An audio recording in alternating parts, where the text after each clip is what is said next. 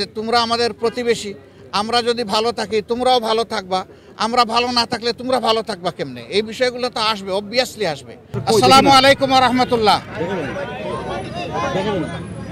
আপনাদের সবাইকে আজকের এই ব্রিফিংকে স্বাগত জানিয়ে আমি সংক্ষেপে দুটি কথা বলতে চাই। আপনারা কালকে সকল গণমাধ্যম এই সংবাদ পরিবেশন করেছিলেন যে মাননীয় প্রধান উপদেষ্টা আজকে সমস্ত দলের জাতীয় নেতৃবৃন্দকে এখানে আহ্বান জানিয়েছিলেন। আমরা সেখানে এসেছিলাম।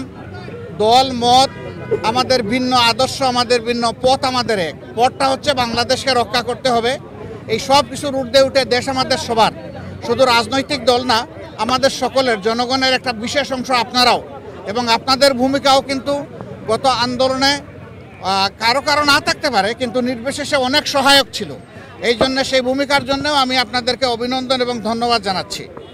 আগামীর বাংলাদেশ গঠনে পথে পথে আমরা বিভিন্ন অন্তরায় দেখতে পাচ্ছি, বিশেষ করে পার্শ্ববর্তী দেশ, তারা আমাদের প্রতিবেশী। আমরা তাদের সাথে সৎ প্রতিবেশী সুলভ সম্পর্ক চাই, কিন্তু সাম্প্রতিক কিছু ভূমিকা ছিল অত্যন্ত উস্কানিমূলক, অসহিষ্ণু, অগ্রহণযোগ্য। আপনারা এটা দেখেছেন। মিথ্যা তথ্যের উপর নির্ভর করে বাংলাদেশকে কলুষিত করার জন্য, এই সরকার এবং জনগণকে ব্যর্থ করার জন্য তারা দুনিয়ার বিভিন্ন জায়গায় অপপ্রয়াস চালাচ্ছেন এবং অপপ্রচার চালাচ্ছেন। আমরা এগুলার নিন্দা জানিয়েছি সকলে সম্মিলিতভাবে। আমরা একটা জায়গায় সবাই আমরা একমত হয়েছি যে আমাদের স্বাধীনতা সার্বভৌমত্বের ব্যাপারে কোনো ছাড় নয়। এখানে আমরা সিমেন্টেড থাকব, যেমন অতীতে ছিলাম, যেমন সম্প্রতি 5 আগস্টে এই 24 সালে আমরা ছিলাম, এটাই আমাদের অব্যাহত থাকবে। এখানে পরামর্শ এসেছে রাজনৈতিক শীর্ষ নেতৃবৃন্দের সাথে, যেমন মত বিনিময় হয়েছে, ছাত্র সংগঠনগুলোর সাথে হবে, বিভিন্ন ধর্মীয় সম্প্রদায়ের সাথে হবে, আপনাদের সাথে হবে। আমরা সেই প্রস্তাব রেখে এসেছি এবং আমরা আশা করছি আপনাদের সাথেও মত বিনিময় হবে। এই সমস্ত অংশীজনদের সাথে মত বিনিময়ের পরে একটা জাতীয় ঘোষণা আসবে সরকারের পক্ষ থেকে। আমরা সেই ঘোষণার অপেক্ষায় থাকব এবং এই ক্ষেত্রে আমাদের যার যা প্রয়োজনীয় পরামর্শ আমরা সেটা দিয়ে সরকারকে সহযোগিতা করব। আরেকটি বিষয় আমরা অত্যন্ত ক্লিয়ারলি আমরা জানিয়ে দিয়েছি, এক্সট্রিমিজম বা চরমপন্থা যে দিক থেকেই আসুক আমরা তাকে ঘৃণা করি। এটাকে আমরা কোনো অবস্থায় প্রশ্রয় দিব না এবং মেনে নেব না।